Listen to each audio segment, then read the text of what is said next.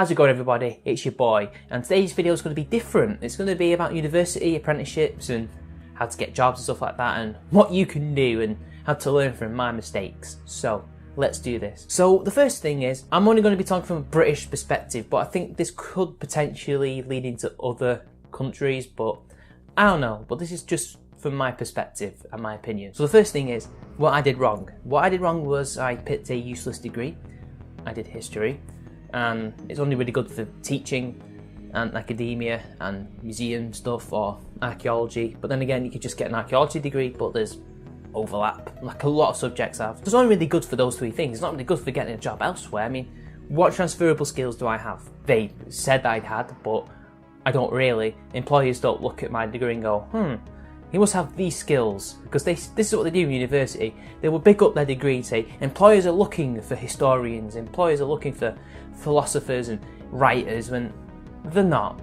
They're just not. They want skills that you can bring to the table. People that do STEM degrees, people that do engineering degrees and all those other fields, they have skills when they leave university because they're trained to do things. You just write essays and are told to think about things. That's not something the employers are looking for. They're looking for people who can work. So how do you circumvent that? Well, you work. You work during uni.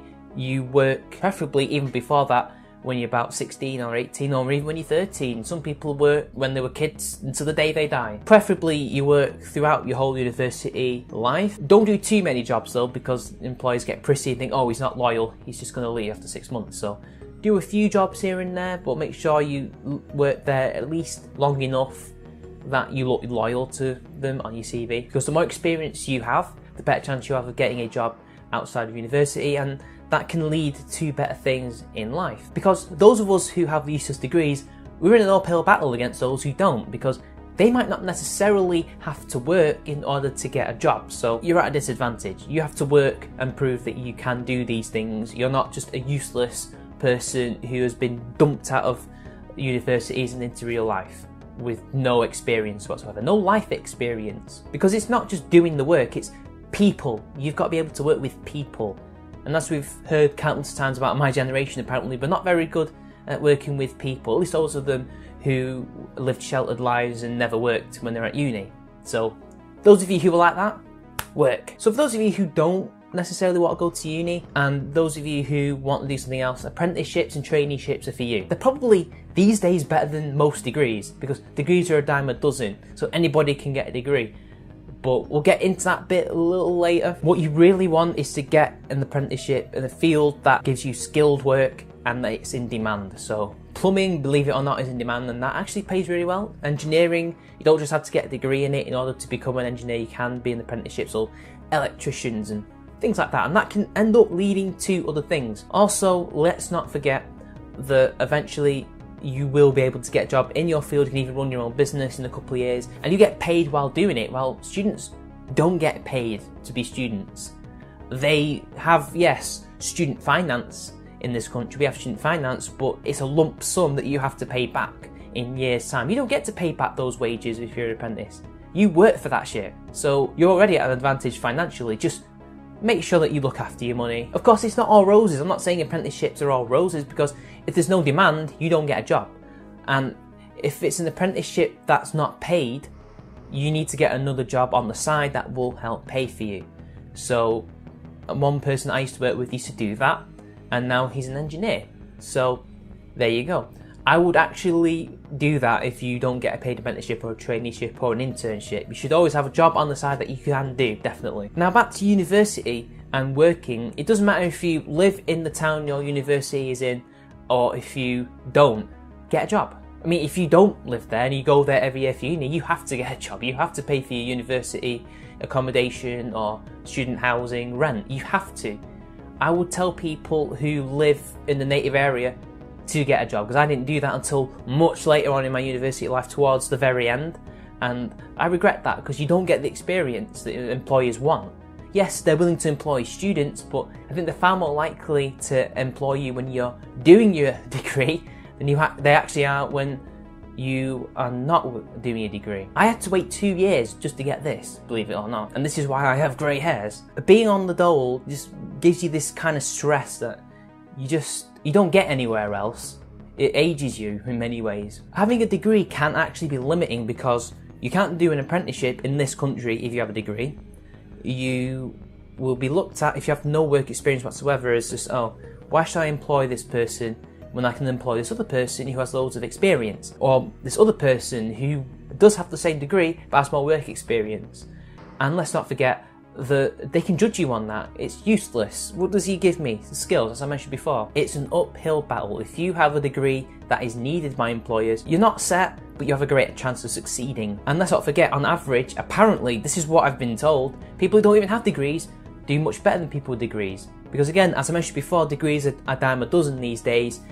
People can just get a degree if they can afford to pay off the debt later on in life, or if they're willing to be put into debt for potentially 20 odd years, 30 odd years. The only way you can rise above those with degrees is, yes, to again go back into education and get a master's or even a PhD.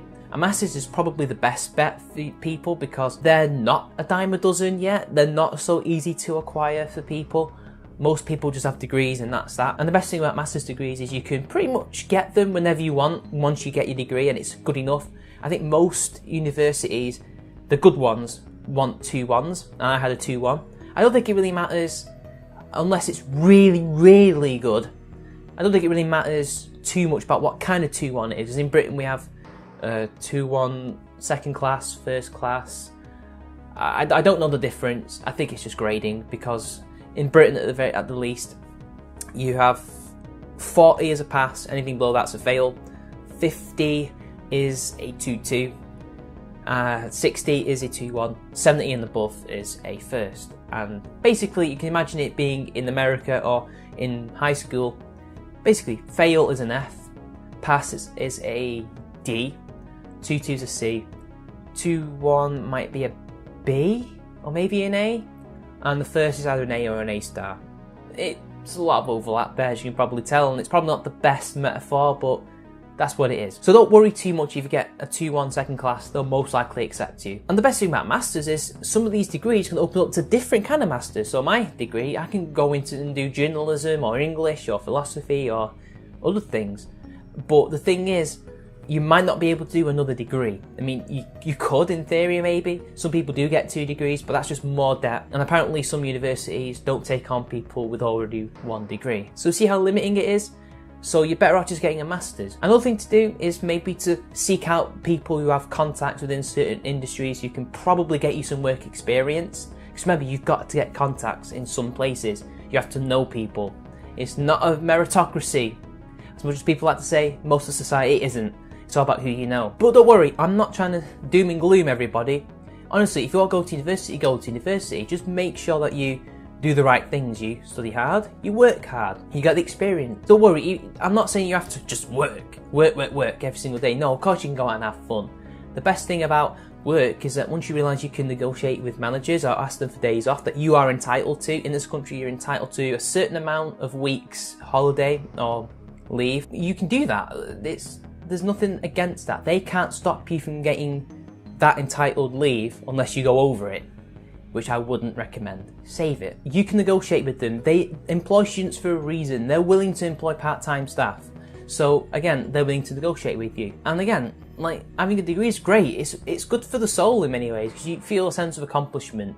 And it's the pomp and circumstance of the graduation ceremony too. You just feel like you've done something, and it's good. And it's in many ways you can prove yourself in many ways, mentally at the very least, and I don't know.